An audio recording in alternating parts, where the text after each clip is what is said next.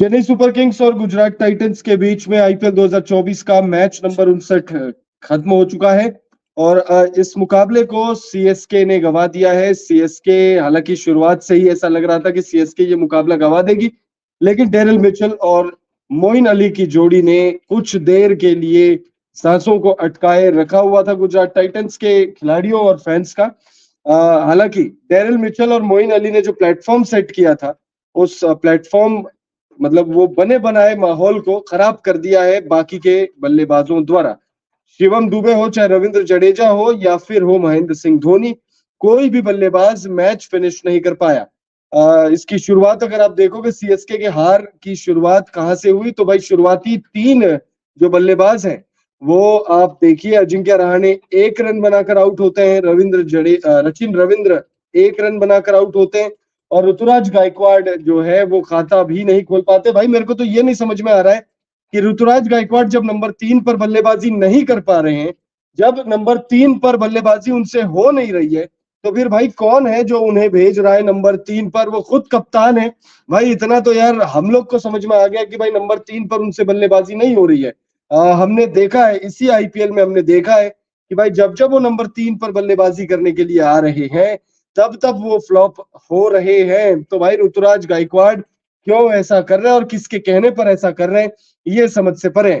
Highlight आपको दे रहे हैं इस वीडियो में, तो वीडियो को आप एंड तक जरूर देखिएगा। सीएसके और जीटी के बीच आईपीएल 2024 का 59वां मुकाबला नरेंद्र मोदी स्टेडियम में खेला गया। इस मुकाबले में सीएसके ने टॉस जीतकर पहले गेंदबाजी करने का फैसला किया था।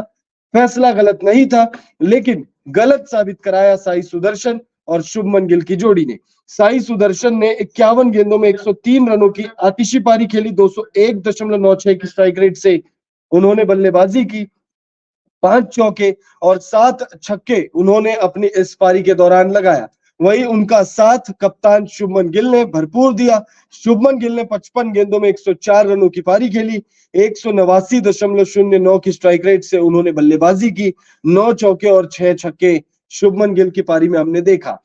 सीएसके के गेंदबाजों की बात करें तो भाई सीएसके के गेंदबाजों में जो बेहतरीन गेंदबाजी हुई है वो हुई है तुषार देशपांडे की तरफ से। तुषार देशपांडे ने 4 ओवर के अपने स्पेल में 33 रन खर्च किए। 8.20 की इकॉनमी से उन्होंने गेंदबाजी की। 3 विकेट उनको मिला है। और शार्दुल ठाकुर की भी आपको तारीफ करनी होगी कि शार्दुल ठाकुर ने गजब की गेंदबाजी की। देखिए कुल 6 गेंदबाजों ने गेंदबाजी की, जिसमें से 2 गेंदबाजों ने 9 से नीचे की इकॉनमी से जो है गेंदबाजी की। शार्दुल ठाकुर ने सिर्फ और सिर्फ 25 रन खर्च किए हैं। 25 रन खर्च किए 6.20 की इकॉनमी से। तुषार देशपांडे 8.20 की इकॉनमी से उन्होंने गेंदबाजी की। सिमरजीत सिंह, रविंद्र जडेजा, डेरिल मिचेल और मिचेल सेंटनर, इन तीनों ही गेंदबाजों ने गेंदबाजी के वक्त जो है 13 से ऊपर की इकॉनमी से गेंदबाजी की है, जिसकी वजह से गुजरात टाइटंस ने 20 ओवर के अपने कोटे में 231 रन बनाए। बहुत ही विशाल का टोटल था। और विशाल का टोटल जब कोई होता है तो फिर चेस करते वक्त जो सबसे इंपॉर्टेंट चीज होती है वो होती है कि भाई ओपनर कितने रन बना रहे हैं, टॉप 3 के बल्लेबाज कितने रन बना रहे हैं, टॉप 4 के बल्लेबाज कितने रन बना रहे हैं।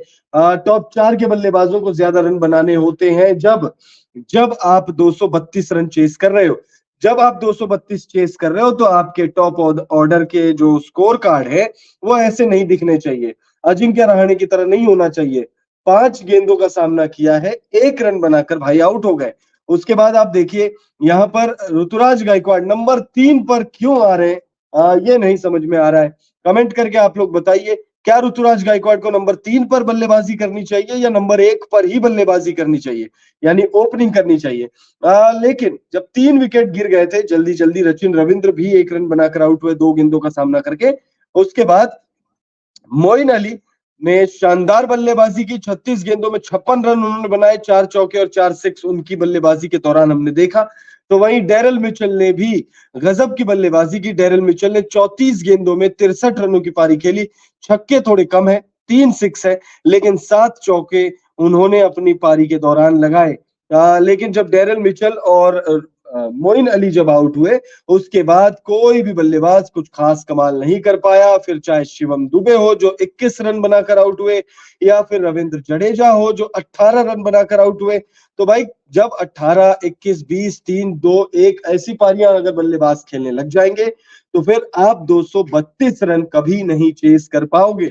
अगर गुजरात के गेंदबाजों की बात करें तो गुजरात के गेंदबाजों में भाई 4 ओवर का स्पेल मोहित शर्मा ने कराया, 31 रन उन्होंने खर्च किए, 7.80 की इकॉनमी से उन्होंने जो है गेंदबाजी की और 3 विकेट उन्होंने लिए। Pick of the bowler Mohit Sharma रहे। वहीं राशिद करामती खान ने भी अच्छी गेंदबाजी की है। 4 ओवर के स्पेल में 38 रन खर्च किए और 2 विकेट उनको मिला है। तो भाई जबरदस्त गेंदबाजी हुई है गुजरात टाइटंस की तरफ से। जब मैच फंस रहा था, ऐसा लग रहा था कि भाई मोइन अली और डेरिल मिचेल मैच को फंसा देंगे, तब उमेश यादव हो, चाहे संदीप वॉरियर हो, या फिर आपके राशिद खान या मोहित शर्मा, इन 4 गेंदबाजों से बहुत अच्छे हमने स्पेल देखे। नूर अहमद आज थोड़े महंगे साबित हुए। अमूमन हम देखते नहीं है नूर अहमद को इतना महंगा स्पेल उनका जाते हुए।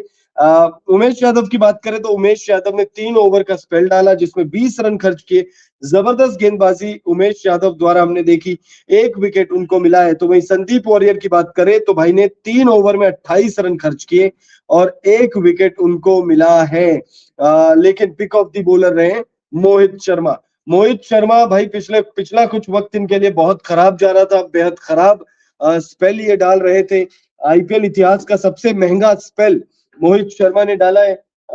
इसी सीजन उन्होंने ये शर्मनाक रिकॉर्ड बनाया जब उन्होंने 70 से ज्यादा रन कंसीड किए थे 4 ओवर के अपने स्पेल में। तो उसके बाद भी 1-2 मैच जो है वो बहुत खराब जा रहे थे, विकेटलेस जा रहे थे, थोड़े महंगे जा रहे थे। लेकिन आज मोहित शर्मा ने दिखा दिया कि क्यों मोहित शर्मा आज भी दुनिया के बेस्ट डेथ बॉलर है। आईपीएल इतिहास में भी अगर आप देखोगे तो भाई एक बार पर्पल कैप जीत चुके हैं।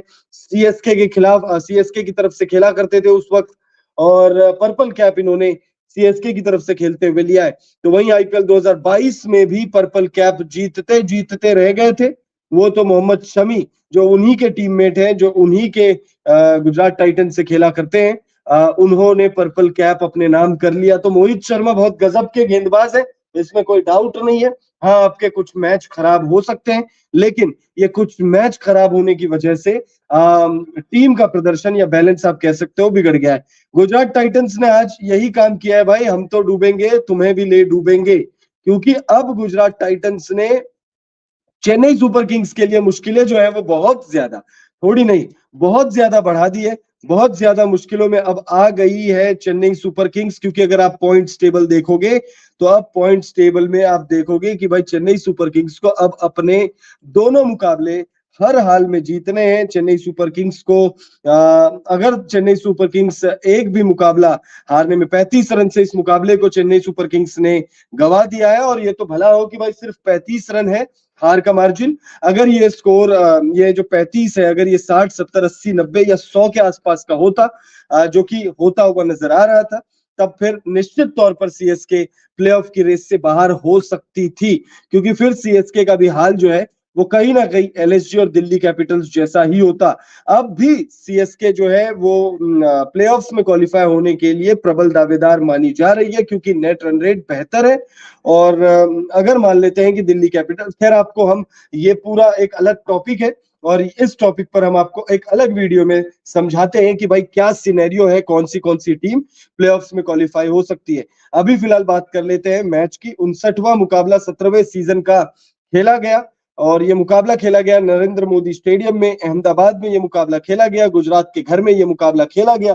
और इस मुकाबले में पहले बल्लेबाजी करते हुए 231 रन गुजरात टाइटंस ने बनाए। साई सुदर्शन ने जबरदस्त 51 गेंदों में 103 रनों की पारी खेली, 201.96 की स्ट्राइक रेट से बल्लेबाजी की, 5 चौके और 7 छक्के उन्होंने अपनी इस पारी के दौरान लगाए। तो वहीं शुभमन गिल की बात करें तो शुभमन गिल ने भाई 104 रनों की पारी खेली, और शुभमन गिल का सेलिब्रेशन स्टाइल भी बहुत निराला था।